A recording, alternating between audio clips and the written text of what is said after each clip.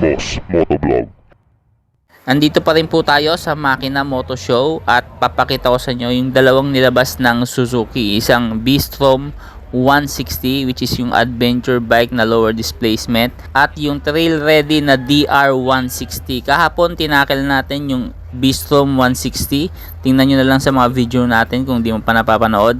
Ngayon naman pag-usapan natin yung DR150 na trail ready pero highway legal pa rin. Itong Suzuki DR160 na to na rugged na fuel injected. Ito po ay nagkakarga ng 162cc dual sport motorcycle po ito na nilaunch dito sa Pilipinas dito sa Makina Moto Show. Nagkakahalaga to ng 129,000 SRP. Mas mura to kaysa dun sa V-Strom 160.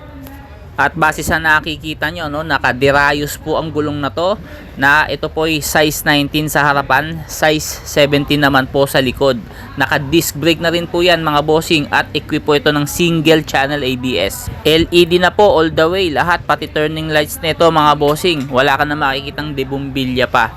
At mataas po ang ground clearance nito, mas mataas po ito sa V-Strom 160 Kumbaga, mas trail ready nga talaga siya. Nasa 845mm ang kanyang seat height, samantalang ang V-Strom naman nasa 795 lang. So medyo malaki yung difference. Kaya kung talaga magti-trail ka, mas maganda talaga gamitin to. At the same time, highway legal din dahil sa kanyang mga ilaw. Ang kanyang tank capacity naman is 12 liters at makikita nyo naman, naka-digital na ang funnel nito. Meron ding USB socket to mga bossing, Ayan, makikita nyo po. Sa V-Strom meron din po yan, hindi ko lang napakita dun yung video. Pero pares naman po sila merong USB charger. Ito pong DR160, ito po ay air-cooled na naka-fuel injected na po ang kanyang engine. Nakayang sumipa ng 15 horsepower. 5-speed manual transmission to, kaya kailangan marunong ka mangambyo kung galing ka sa automatic.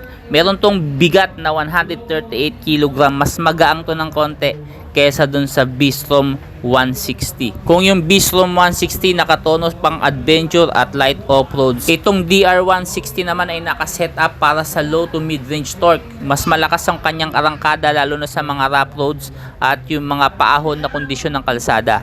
Mataas yung handlebar, mataas yung telescopic, pati yung fender, pati yung tambucho, kahit yung ground clearance nito mga bossing naka-setup para sa isang malupitang trail. Kaya naman yung braking system nito, harapan lang ang nilagyan ng ABS. Alam ng mga nagtitrail yan na hindi na kailangan ng ABS sa likodan dahil ang likurang preno pag nagtitrail yan ang madalas na ginagamit at hindi yung harapan. Na dyan pa lang ay mapapansin mo na alam talaga ng Suzuki ang ginagawa nila pagdating sa mga motosiklo na nilalabas nila. Minimal lang din ang mga fairings nito, hindi masyadong wide kagaya nung sa V-Strom 160. Itong ganitong klaseng motor ay nakamarket bilang isang dual sports machine para mas malaking scope ng market. Kumbaga, pwede mong gamitin pang commute, pwede mo rin gamitin sa trail. Pero ang katotohanan nito, ang setup ng makina nito mga bossing is pang trail. Kaya wag kang umasa kung top speed ang hanap mo.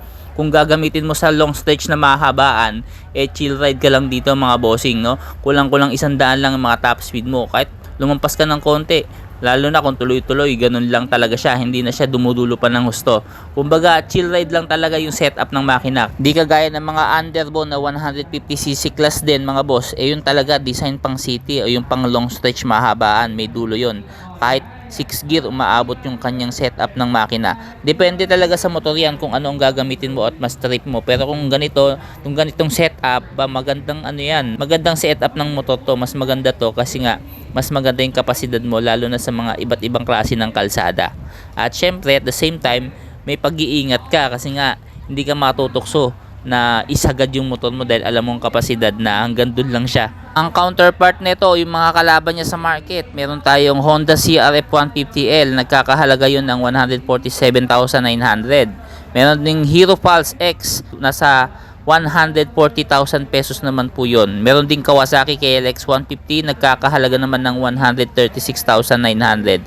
Samantalang itong bagong labas ng Suzuki na DR160, nagkakahalaga lang naman ng 129,000 pesos. Grabe, diba? Tapos naka ABS, digital na yung panel, and all, lahat ng kailangan mo sa motor na sa ganyang kategory, angat na angat to. Lalo na dun sa presyo niya, sa price point.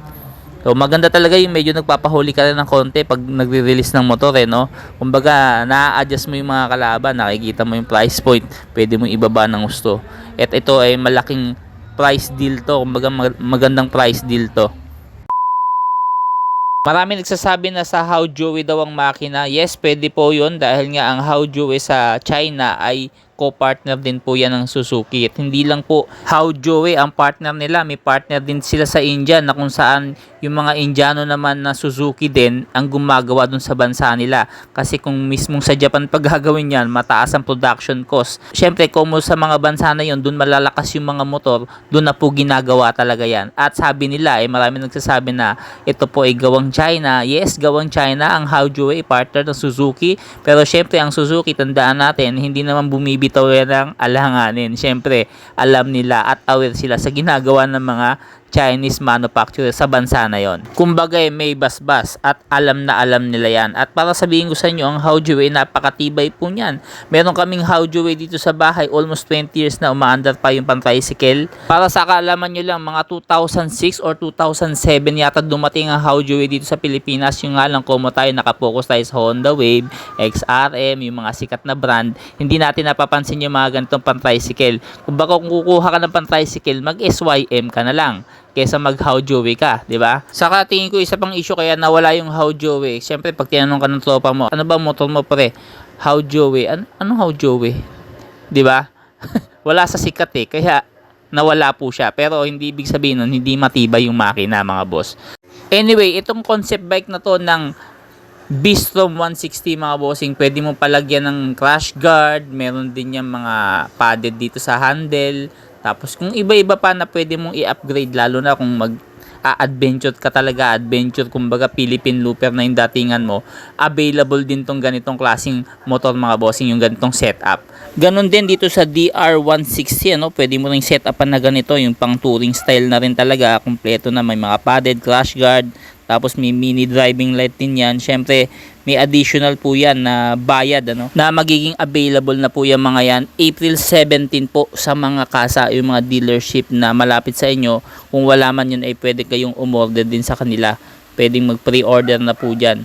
At sa mga showroom naman, talagang makikita mo siya ng actual at masasampahan. Maganda masampahan mo to at matesting mo kung sa tingin mo kaya mo to. 129,000 pesos, samantalang ang Bistrom naman nasa 146,000 pesos.